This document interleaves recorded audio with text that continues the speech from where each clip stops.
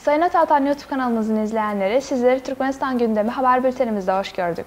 Bültenimizdeki haber başlıkları: Türkiye, Azerbaycan ve Türkmenistan liderleri Türkmen gazının ihracatını görüşecek. Türkmenistan, Rusya'da bir lojistik merkez oluşturacak.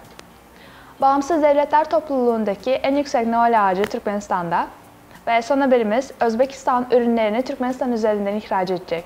Türkiye, Azerbaycan ve Türkmenistan liderleri Türkmen gazının ihracatını görüşecek. Türkiye, Azerbaycan ve Türkmenistan liderleri, üç ülkenin Enerji Bakanlıkları Başkanları toplantısının ardından yeni bir zirve düzenleyerek Türkmen doğal gazının Avrupa'ya ihracatı için yeni bir yol haritası belirleyecek. Türkiye Cumhurbaşkanı Recep Tayyip Erdoğan tarafından ülkenin güneydoğusundaki Mardin şehrinin gençleriyle yaptığı toplantıda bu konuda bir açıklamada bulundu. Bu konuşma TRT tarafından yayınlandı.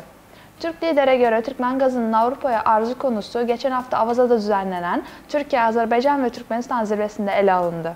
Üç ülkenin böyle bir adım atma ihtimalini görüştük, dedi Türk lider. Neden olmasın dedik ve gerekli talimatları verdik. Üç devletin liderleri yeni bir toplantı yapacaklar ve inşallah yol haritasının ne olacağına karar verilecek. Doğal gazın Türkmenistan'dan özellikle Azerbaycan üzerinden ülkemize arz edilmesi çabalarımızı kolaylaştıracaktır diye konuşan Erdoğan, Türkiye topraklarında oluşturulması planlanan bir merkez aracılığıyla Avrupa'ya Türkmen gazını tedarik etme olasılığından bahsetti.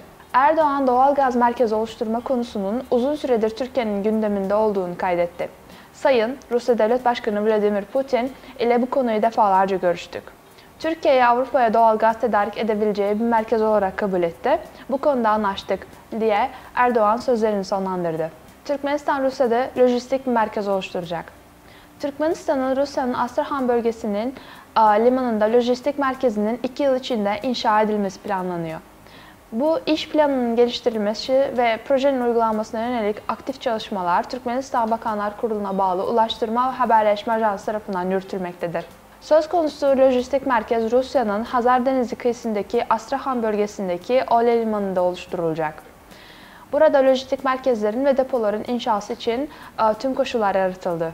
Astrahan bölgesinde Türkmenistan'ın lojistik merkezinin açılması, Kuzey-Güney Uluslararası Taşımacılık Koridoru çerçevesinde rota zincirinde önemli bir deniz bağlantısı haline gelebilecek olan Türkmenbaşı Uluslararası Limanı'nın durumunu iyileştirecektir. Daha önce projenin uygulanması konusunda Türkmenistan ile Astrahan bölgesi hükümetleri düzeyinde bir anlaşmaya varılmıştı. Bağımsız Devletler Topluluğundaki en yüksek Noel ağacı Türkmenistan'da. Turstat portalı, bu yıl en yüksek yeni yıl ağaçlarına sahip Bağımsız Devletler Topluluğu ülkelerinin başkentlerinin bir derecelendirilmesini yaptı. Derecelendirme 2023 yeni yılı için Bağımsız Devletler Topluluğu ülkelerinin başkentlerindeki ana yeni yıl ağaçlarının yüksekliğine ilişkin bir araştırmanın sonuçlarına dayanmaktadır. Bu derecelendirmeye göre Türkmenistan ilk sırada yer alıyor. Türkmenistan'ın başkenti Aşkabat'ta Alem Kültür ve Eğlence Merkezi önünde dikilen Noel ağacı 43 metrelik yüksekliğiyle ilk sırada yer alıyor. Bu derecelendirmeye göre ülkeler sıralaması şöyle: Aşkabat, Türkmenistan 43 metre, Erivan, Ermenistan 37 metre, Taşkent, Özbekistan 35 metre, Bakü, Azerbaycan 34 metre, Duşanbe, Tacikistan 30 metre, Moskova, Rusya 27 metre, Minsk, Beyaz Rusya 27 metre, Astana, Kazakistan 25 metre, Bişkek, Kırgızistan 25 metre, Kişinev, Moldova 20 metre. Türkmenistan'daki Noel ağacının ışıkları 15 Aralık'ta yakılmıştır. Ermenistan'da bu tören 5 Aralık'ta, Kırgızistan'da 16 Aralık'ta, Kazakistan'da ise 19 Aralık'ta gerçekleşmiştir. Özbekistan ürünlerini Türkmenistan üzerinden ihraç edecek.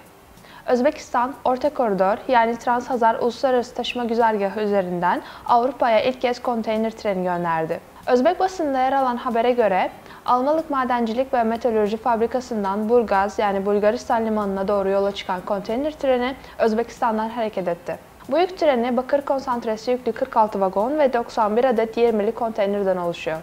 Konteyner treni Özbekistan, Türkmenistan, Azerbaycan, Gürcistan, Bulgaristan, Avrupa güzergahında 4000 kilometreyi aşan bir mesafeyi kat edecek.